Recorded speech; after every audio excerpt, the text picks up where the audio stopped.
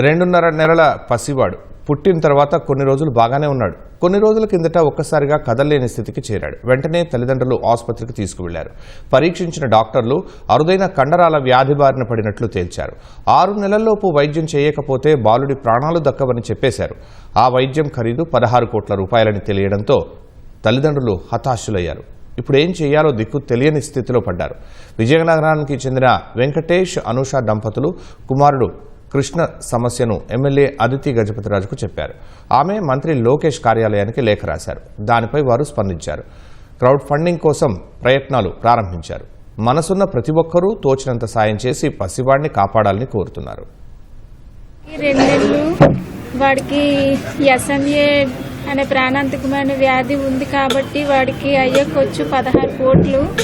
First 1 month వరకు బాగానే ఉంది సార్. తర్వాత ఇలాగెత్తుకునేసరికి కాలు చేతులు కిందకి వేలాడిపోయి కదలడం అవి ఆగిపోయాయి అన్నమాట. ఆగిపోయిన వెంటనే హాస్పిటల్ తీసుకుని వెళ్తే ఈ డిసీజ్ ఉంది, దీనికి ఇంకేం మందేం లేదు అనేసి అని చెప్పారు.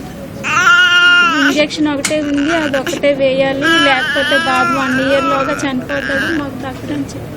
మా బాబు 1 మంత్ అయిన తర్వాత కాళ్ళు చేతులు ఎక్కువ కలపడం మానేశాడని నేను అనుమానం వచ్చి డాక్టర్ దగ్గరికి తీసుకెళ్ళినప్పుడు వాళ్ళు అడ్మిట్ చేసి ఒక 10 రోజులు అన్ని రకాల టెస్టులు చేసి లాస్ట్లో జెనెటిక్ టెస్ట్లో SMA type 1 అని నిర్ధారించారండి. కండరాలు అవి పనిచేయడం మానేస్తాయి. నెమ్మదిగా బాబు ఊపిరి కూడా ఆగిపోతుందని చెప్పారు. ప్రస్తుతం ఒక సప్లిమెంట్ డ్రగ్ రిస్డిప్లామ్ అని ఇస్తున్నాము. అది కాకుండా జీన్ థెరపీ చేయాలి. దాని ఖర్చు 16 కోట్ల పైనే ఉంటుందని చెప్పారు. బాబుకి 6 నెలలలోపు ఈ ఇంజెక్షన్ ఇవ్వగలిగితే బాబు సాధారణ స్థితికి వచ్చే ఛాన్సులు ఎక్కువ ఉన్నాయని చెప్పారు.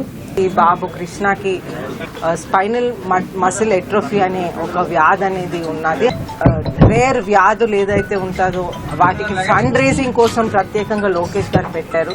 అయితే మనం ఈ లెటర్ లోకేష్ గారికి పంపించిన వెంటనే వారు వెంటనే రెస్పాండ్ అయ్యి వెంటనే కూడా ఫండ్ రేజింగ్ అనేది మొదలు పెట్టారు. ఈ చైల్డ్ కృష్ణ, బేబీ కృష్ణని రక్షించటానికి మనం అన్ని విధాలుగా కూడా మనం ప్రయత్నాలు అనేది చేస్తూ ఉన్నాము.